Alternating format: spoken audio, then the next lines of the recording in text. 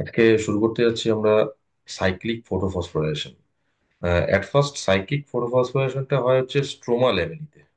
Stroma lamellae stroma ল্যামেলিতে cyclic photophosphorylation হয়। তো উম, একবার একটু ব্রিফলি দেখে নিই। এই হচ্ছে ক্লোরোপ্লাস্টের স্ট্রাকচার ছিল। ক্লোরোপ্লাস্টের স্ট্রাকচারের মধ্যে এরকম ধরনের গ্রানা ছিল, জাস্ট লাইক কয়েন গুলো স্ট্যাক করলে পরে যেমন হয় থাইলাকয়েড, ফাইনালি গ্রানা ফর্মেশন করে। আর বাকি এন্টায়ার জায়গাটা হচ্ছে স্ট্রোমা। এই স্ট্রোমার মধ্যে জাস্ট এরকম মেমব্রেনাস কিছু স্ট্যাক লাইক স্ট্রাকচার দেখতে পাওয়া যায়। These are call stroma lamellae. These are stroma lamellae.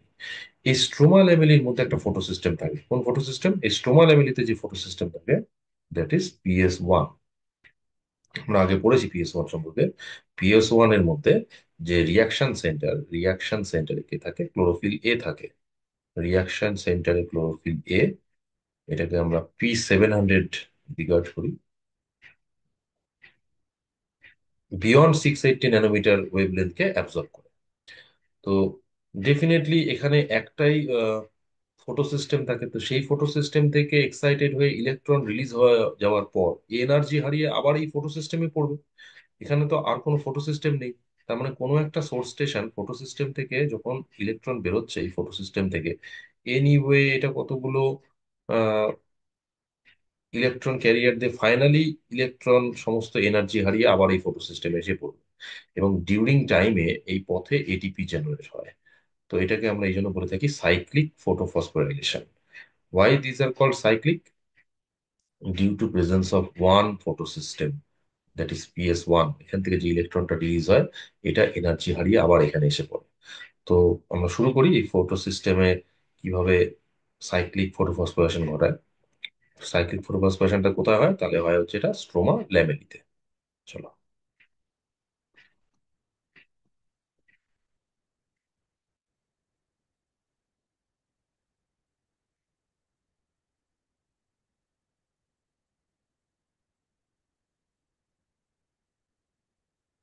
তো রিয়াকশন সেন্টারে লিখে নিই এখানে কি আছে।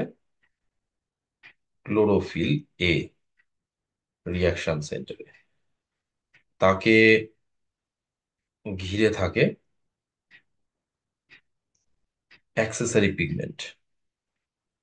These are the various types of accessory pigment. এরা অ্যাক্সেসরি পিগমেন্ট গুলো একে ঘিরে আসে। অ্যাক্সেসরি পিগমেন্টস অ্যান্টেনা কমপ্লেক্স বলে যায়। তো এখানে কে কে থাকে? ক্লোরোফিল B থাকতে পারে, carotene, xanthophyll. These all are accessory. এটাকে আমরা অ্যান্টেনা কমপ্লেক্স বলি। Overall light harvesting system. কি হয়?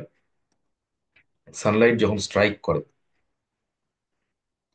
সানলাইট স্ট্রাইক করলো, এরা ডেফিনিট অ্যামাউন্ট অফ ওয়েভলেন্থকে অ্যাবজর্ব করে। এটা আমরা অ্যাবজর্পশন স্পেকট্রাম থেকে জেনেছি। আফটার দ্যাট ফটো ইন্ডাকটিভ রেজোনেন্সের মাধ্যমে এরা ডোনেট করে দেয় chlorophyll A K. Finally energy transfer করে কাকে? ক্লোরোফিল A কে। এই ক্লোরোফিল A, এই এনার্জি লেভেলটা কত? এটা দেখা যায় বিয়ন্ড 680 ন্যানোমিটার। দ্যাটস ওয়াই এটাকে আমরা ডিনোট করি। এখানকার ক্লোরোফিল A কে আমরা এটাও লিখতে পারি। এখানে আমরা এটাকে P700 লিখতে পারি। P700, ক্লোরোফিল A কে আমরা P700 লিখতে পারি। তো কি করছে? এখান থেকে ইলেকট্রন রিলিজ করছে। চলো, এখান থেকে ইলেকট্রন রিলিজ করলো।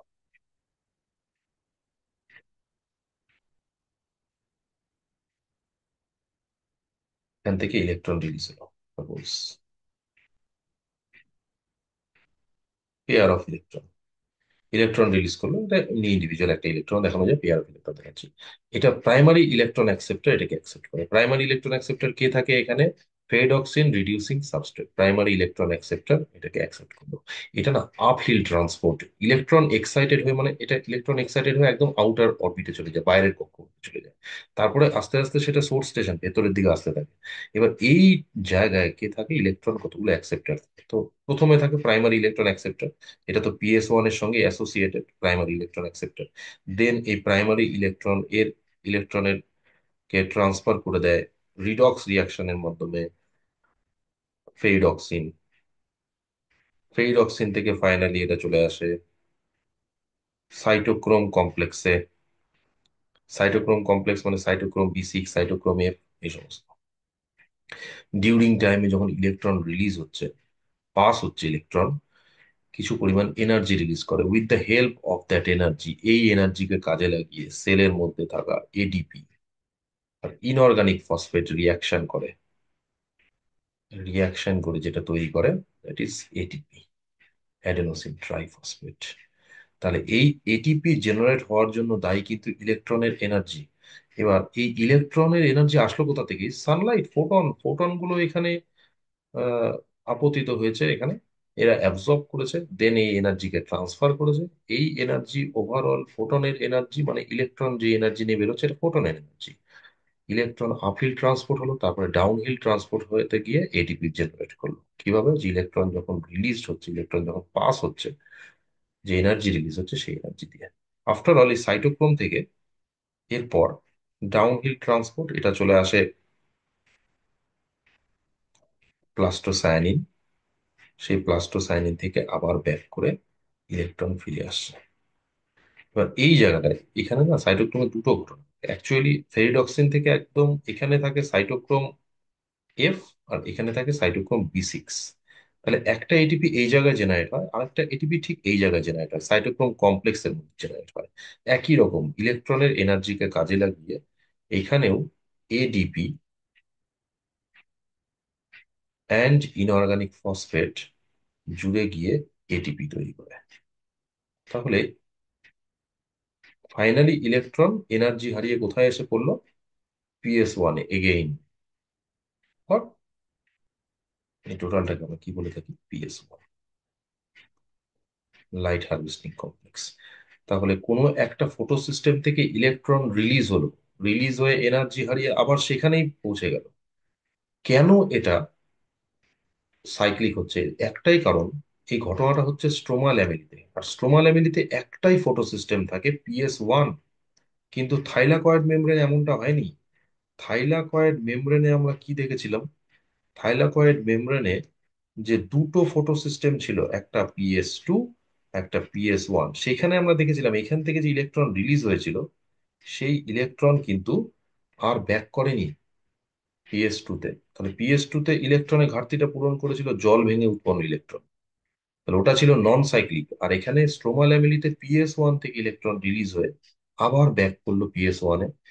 এই পাথওয়েতে এটিপি জেনারেট হয়। This is called cyclic photophosphorylation. এই সাইক্লিক আর নন সাইক্লিক এর ম্যাটারটা বুঝতে হবে। সাইক্লিক স্ট্রোমা ল্যামেলিতে হচ্ছে, কেন সাইক্লিক? কারণ এখান থেকে ইলেকট্রন রিলিজ হয়ে যাওয়ার পর আবার ওই ফটো সিস্টেমে ঢুকে যাচ্ছে। নন সাইক্লিক থাইলাকয়েড মেমব্রেনে হচ্ছে, দুটোতেই এটিপি জেনারেট হচ্ছে। নন সাইক্লিকের ক্ষেত্রে কি হচ্ছে না, তো নন সাইক্লিক ক্ষেত্রে যেহেতু দুটো ফটো সিস্টেম আছে, তাহলে এখানে পসিবিলিটি আছে এখান থেকে ইলেকট্রন রিলিজ হয়ে গিয়ে PS1-এ ঢুকে যাচ্ছে। ইলেকট্রন ফটো সিস্টেম থেকে রিলিজ হবে, হয় ওই ফটো সিস্টেমে ঢুকবে অথবা অন্য কোনো ফটো সিস্টেম।